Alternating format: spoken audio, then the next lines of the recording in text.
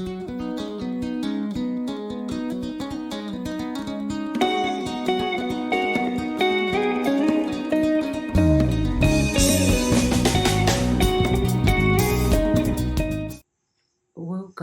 to Agriculture Form 1.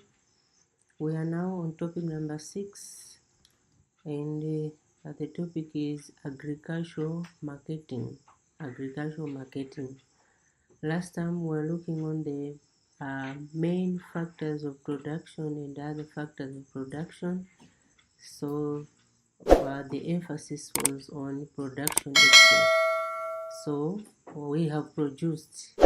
What next after production? There is need of selling those products so that we attain the profits out of the products. So that's why the next topic or the today's lesson will be on agricultural marketing. So on this topic, of course, first of all, we're going to define the term agricultural marketing. Then thereafter, we're going to look on the importances of agricultural marketing. Then thereafter, we're also going to look on the two marketing forces. There are two market forces which influence price at the market.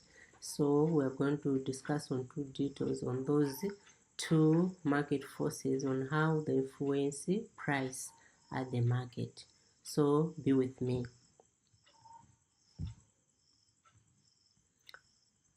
So for most farmers, it is normally assumed that agricultural production is complete upon harvesting the produce. However, the goods and services produced must reach the consumers for successful agricultural production. But there are various processes involved in ensuring that the produce reaches the consumer. The consumers constitute agricultural marketing. Agricultural marketing is carried out by various agents and organizations. So we can now define agricultural marketing as all processes involved in the transformation and flow of goods and services from the producer to consumers. Agricultural marketing, therefore, it encompasses various activities that create awareness of the existence of products or services among the consumers. It also facilitates the availability of the products in an acceptable form or condition. So why is agricultural marketing important?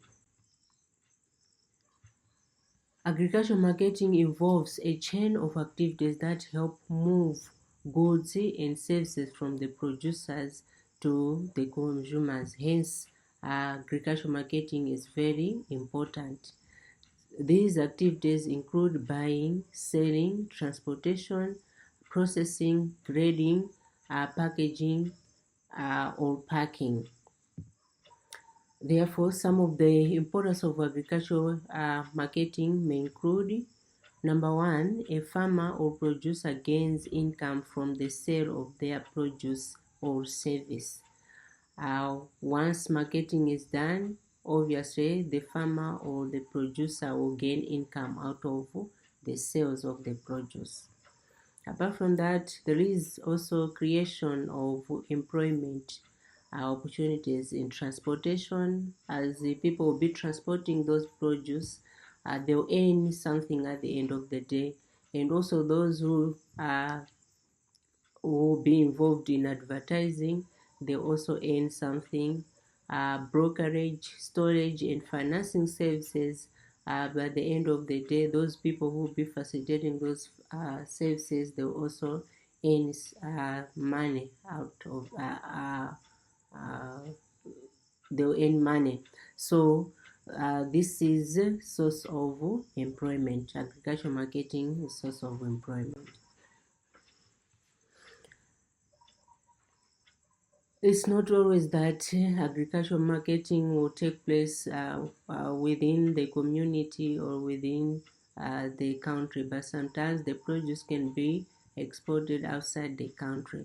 So if that is the case, export of the farm produce earns the country much need for foreign exchange for input of other goods. And also, there are also some charges the government will make, therefore, through tax. So, taxation of the produce at various stages of marketing contributes to the gross national income, which helps fund government budget of a country. Marketing of goods also distribute wealth across the nation population. As goods are distributed from farm through marketing organization to the consumers, this encourages economic growth all over the country. So these are just some of the importances of agricultural marketing. There are many, but these are just some of the importances. And now let us look on the marketing forces.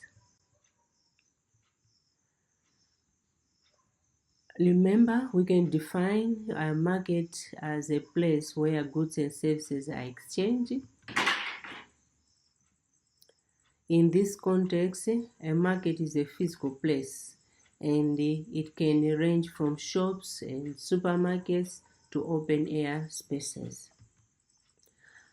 A more comprehensive definition of a market is a situation where there exist buyers and sellers of a particular product.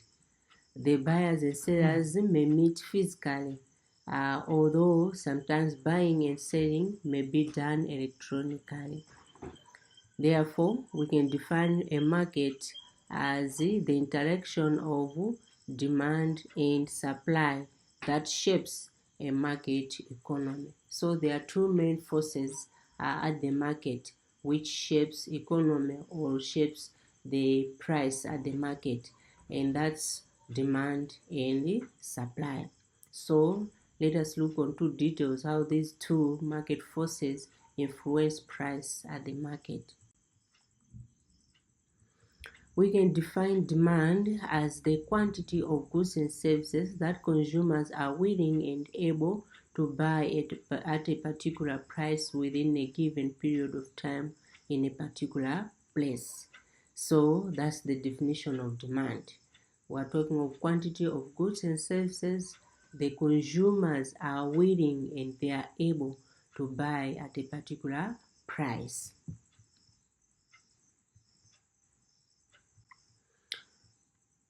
But we can define supply as the quantity of goods and services that the producers are willing to offer at a given price over a period of time in a particular market. For demand, we're talking of quantity of goods and services the consumers are willing to buy. But for supply, we're talking of quantity of goods and services that the producers are willing to offer for sale at a given price over a period of time in a particular market. So there is a relationship between demand and price, as well as there is also the relationship between supply and price. So now let us look on those relationships. There exists a direct relationship between demand and the price of goods and services. Most of the times, when the price is high, consumers tend to buy less. And when the price is low, they are willing to buy more. So consumers are much more interested to buy more produce when the price is low. But when the price is high, demand declines. Most of the consumers are not willing to buy the commodities at high price, but rather they would like to buy the commodities at cheap price. Therefore, the law of demand states that the quantity of products demanded varies inversely with the price, meaning As the price is increasing, demand decreases. While as price is increasing, demand decreases. While as price is decreasing, demand increases. So that's the law of demand. We're saying the quantity of products demanded varies inversely with the price. As one thing is increasing, the other is decreasing. Meaning, as the price is increasing, demand is decreasing. So the opposite is true. As price is decreasing, demand is increasing. So the relationship between demand and price, we call it demand schedule. Demand schedule. So here is the table showing the price of the commodity, in this case meat, per kg, and the quantity demanded. As you can see from the table, when the price is 160 kwacha per kg, demand is 20. Only 20 kg of meat is bought. At 140 kwacha per kg, 40 kgs of meat bought. At 120 kwacha, 60 kgs of meat bought. At 100 kwacha, 80 kgs of meat bought. And at 80 kwacha per kg, 100 kgs of meat bought. So as you can see, at high price, let's say at 160 kg, Malawi kwacha per kg, the demand is low. The quantity demanded is low, only 20 kgs of meat being bought. But when the price decreases as far as the 80 kwacha per kg, there is high demand, about 100 kgs of meat being bought. So as price is decreasing from 160 to 80 kwacha, demand increases from 20 kgs to 100 kgs. The opposite is true. As price is increasing from 80 kwacha to 160 kwacha, demand is decreasing from 100 kgs to 20 kgs. So this information can be represented graphically. That's the demand curve you can see on the graph there. The graph is showing the demand curve. So that's how the demand curve will look like. Remember, at low price, demand at low price, demand is high. At low price, demand is high. But at high price, demand is low. So that's why you can see the slanted curve here. The slanted curve.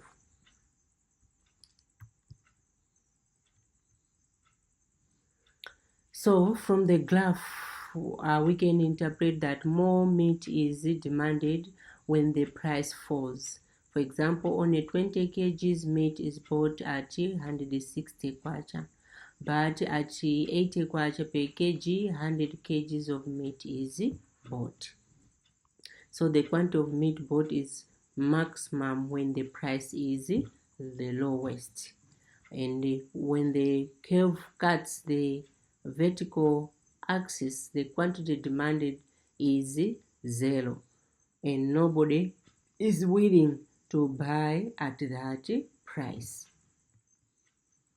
And also when the curve cuts the horizontal axis, the price is also 0.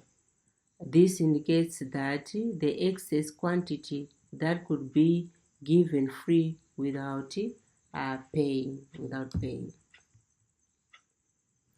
So the curve, the demand curve rises from right to left.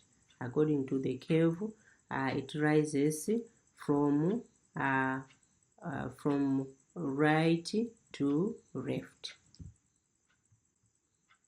So what are the factors which will influence demand? What can be the factors which will influence demand? Well, the first factor could be price of related goods or services. Price of related goods or services. When the price of substitutes increases, the demand for the other commodity increases. For example, if the demand of fish may increase, the price of beef is increased.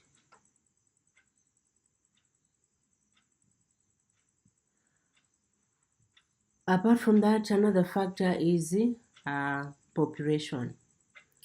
Most of the times when population size increases, the demand for goods and services will also increase. The assumption is that if there is high population, it means you have more customers for that commodity. So that's why the demand for goods and services will also increase. The other factor which influences demand is the income level of consumers. An increase in the level of consumers' income will cause an increase in demand for normal as well as luxury commodities. But the opposite is true. When the income level of consumers is low, there will be a decrease in demand for both normal as well as luxury commodities. Another factor which influences demand is taste and preferences of consumers. A change in consumers' taste and preferences affect the demand for particular commodities. If those consumers they were liking more cabbages, and now automatically they have changed, or they have changed, now they are liking soya pieces. It means in that case, the demand for soya pieces will be high, while for cabbage will be low. Apart from that, we have price expectation as another factor which influences demand. If there is a speculation of a decrease in price of certain commodities, the tendency of consumers is to stop buying those commodities until their prices fall, thus lowering their demand. For example, for maize prices, most of the times they are low when soon after harvesting. So if it is near that season whereby people they will be harvesting, people will no longer be buying the maize, waiting for the those harvests so that the price should decrease. Or if there are some here says that maybe they will open AdMark and they are going to sell at low price, people start not to buy the same commodity at the market, waiting for the cheap commodities to come. Another one is government policy. The government may impose tax on certain goods, leading to an increase in their prices. So the consequence is likely to decrease in demand, just because when the tax have been imposed on the certain commodities, automatically those sellers will increase the price of those commodities. If that is the case, if the price, remember, when the price is high, most of the consumers are not willing to buy at high price, thereby leading to decrease in demand. But sometimes some of the government policies may favor the farmer. For example, these subsidies. So the government may sometimes subsidize the price of certain goods. If they have decreased the price of certain goods, what will happen is that those goods will be sold at cheap price. So that will lead to increase in demand. Remember, most of the consumers are willing to buy the commodities at cheap price. So that will make an increase in demand. The other factor and the last factor is advertisement. The demand for a given commodity can be increased through vigorous advertisement. An advertisement creates awareness of commodity existence in the market. Hence, consumers will tend to demand more of that particular commodity. Unlike for those commodities which are not advertised, it means most consumers will not be able to know if those products are in existence. So we're saying advertisement creates awareness of the existence of the commodity, thereby increasing the demand of those commodities under advert. There is also a relationship between supply and price. Remember, on demand, we said that most of the consumers are willing to buy the commodities at cheap price. But unfortunately, for buyers and for sellers, they are willing to sell their commodities at high price. So producers are normally willing to supply more quantities when the price is high. However, it is very clear that supply does not refer to total production or output, but rather the quantity of output which the producers are willing to take to the market due to response of particular price in the market.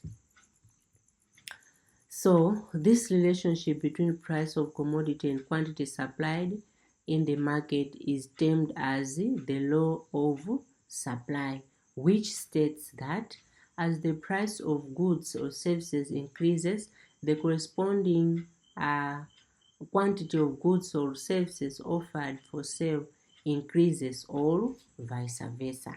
So the law of demand states that as the price increases, supply also increases. While as the price decreases, supply also decreases. As we have already said, most of the sellers, they are willing to offer their commodities for sale at a high price. So there will be a high supply at high price, low supply at low price. So this relationship between supply and price is referred to as supply schedule. When the supply schedule is represented graphically, a supply curve is obtained. So let us see what happens on the same relationship between price and supply. So there is also a table here showing this supply schedule for eggs. So there is the price per tray up there, and down there quantity supplied in terms of trays, number of trays supplied. So when the price is 100 kwacha, quantity supplied at the market, only 10 trays of eggs are supplied. At 105 kwacha per tray, only 20 trays are supplied at the market. At 113, 30 trays supplied. At 120 kwacha, 40 trays supplied at the market. At 130 kwacha, 50 trays supplied. At 150 kwacha per tray, 60 trays supplied. So as you can see, at low price, let's say 100 kwacha per tray, only 10 trays are being supplied at the market. Only 10 trays are available at the market. But when the price is now 150 kwacha per tray, there are more trays being supplied at the market. The trays for eggs, like 60 trays, are being supplied at the market. So that's the indication that most of the sellers or suppliers are willing to offer for sale their commodities at high price. So this information, which is on the graph, which is also on the table, can be represented graphically. So this is the graph showing the relationship between price and supply. At 100 kwacha, 10 trays. Down there is the quantity supplied in form of the trays. This other line, the y-axis, it is showing price per tray. Price per tray. So at 100 kwacha, we're saying quantity, number of trays being supplied 10. So where the two lines meet, it's where we've indicated the star. That's the relationship between 100 kwacha and the 10 trays. Then at 120, at 120, 20 trays are being supplied. Or at 105, 20 trays are being supplied, and at 113, it's 40 trays being supplied. So thus it's like we are plotting the quantity against the price, or price against the quantity from the table. Yeah, so from the graph, suppliers avail to the market a higher quantity of eggs when the price is high. As the price increases, the quantity of eggs supplied also increases. So the supply curve rises from left to right. It rises from left to right. From left to right, why? At low price, low supply. But as the price is increasing, supply is also increasing. So that's why the supply curve rises from left to right. Remember, for the demand curve, it rises from right to left. So what are the factors which influence supply? Although supply is mainly influenced by price, there are certain situations when supply changes while price remains constant. So change in price normally causes a change along the supply curve.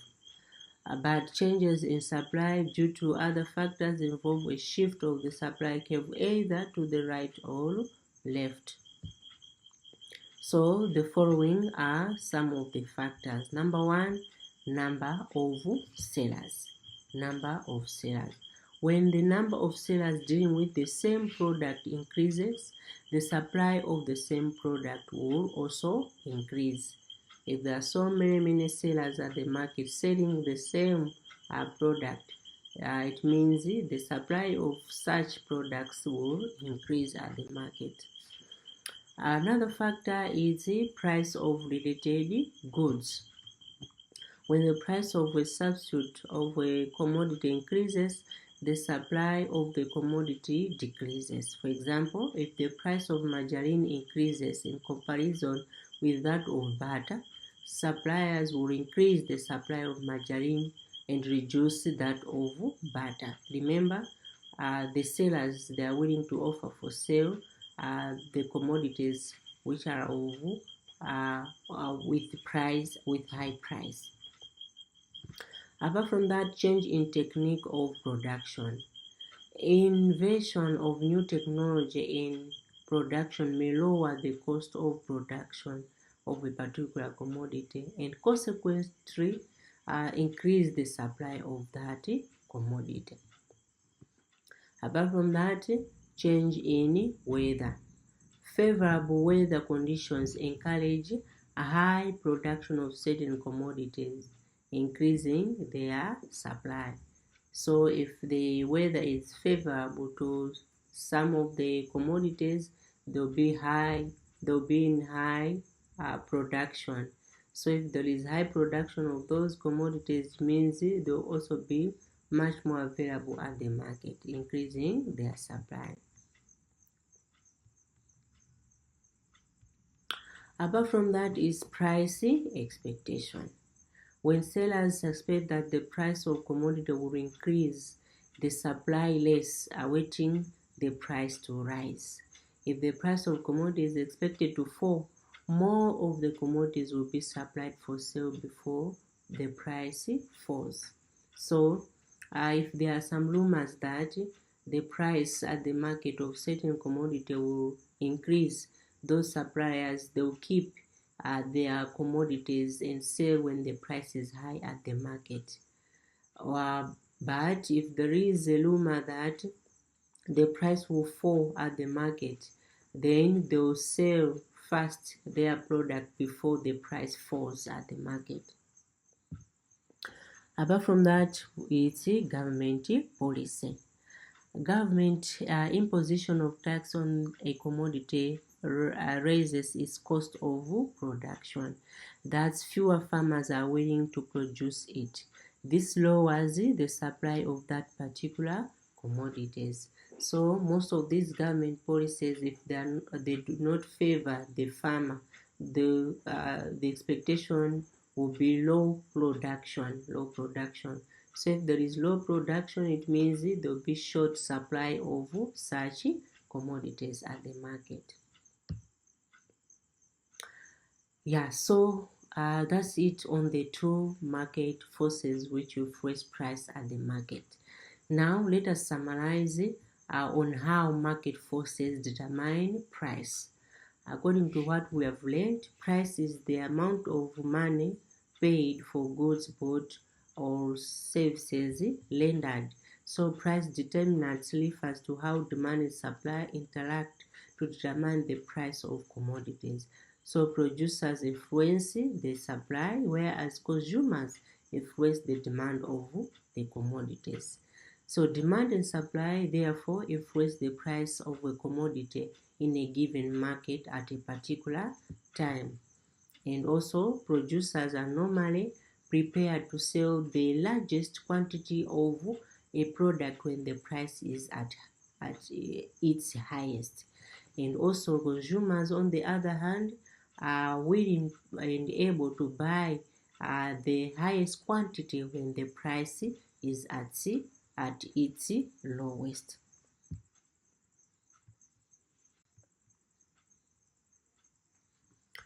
So when the quantity demanded is equal to quantity supplied, the price of the product at its point is known as equilibrium price, while the quantity at the point is known as the equilibrium quantity. So let us use the figures in the table below to understand this relationship. As we can see, there is a price. The first column is showing the price per kg. Then the second column showing quantity demanded. The last column showing quantity supplied. It will reach a certain point where quantity demanded is equal to quantity supplied. As you can see, at 180 kwacha per kg, quantity demanded is 600 kgs and quantity supplied is also 600 kgs.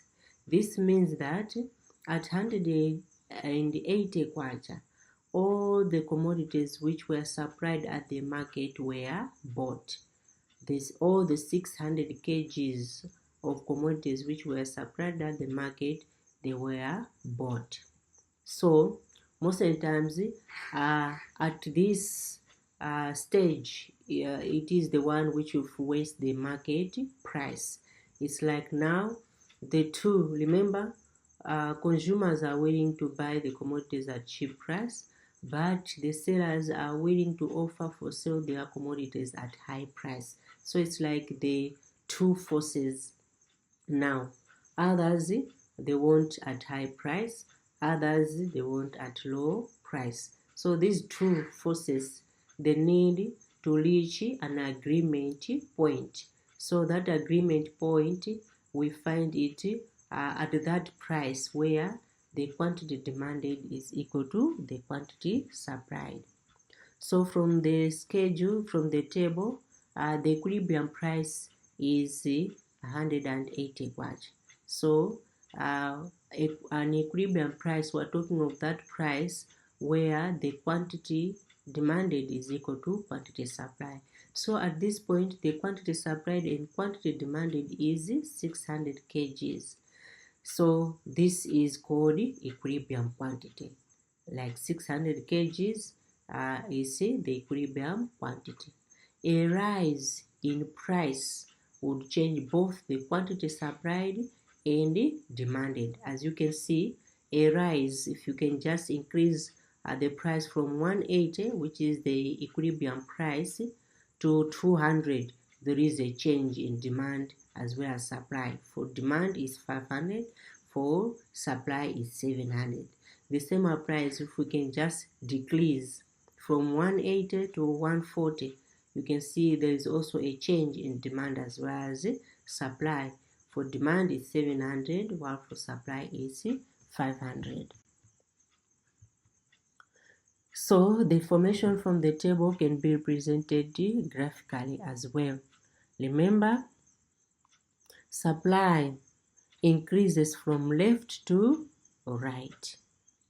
Demand increases from right to left. So it's like the opposite.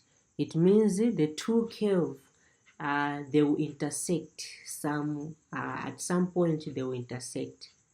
At some point they will intersect. So the two curves they will intersect at this point, which we call equilibrium. So we're saying when the schedule is represented graphically, the demand curve and supply curve intersect at the same point. And that point of intersection of the normal demand curve and normal supply curve denotes the equilibrium price. And it's also where we can find the equilibrium quantity. In our case, the equilibrium price is 180 kwacha and the equilibrium quantity is 600 kgs. So that makes the end of agricultural marketing, where we have defined what agricultural marketing is. We have also looked on the importance of agricultural marketing, and now we are looking on the two marketing forces which will influence price at the market. So here are some of the questions you need to answer.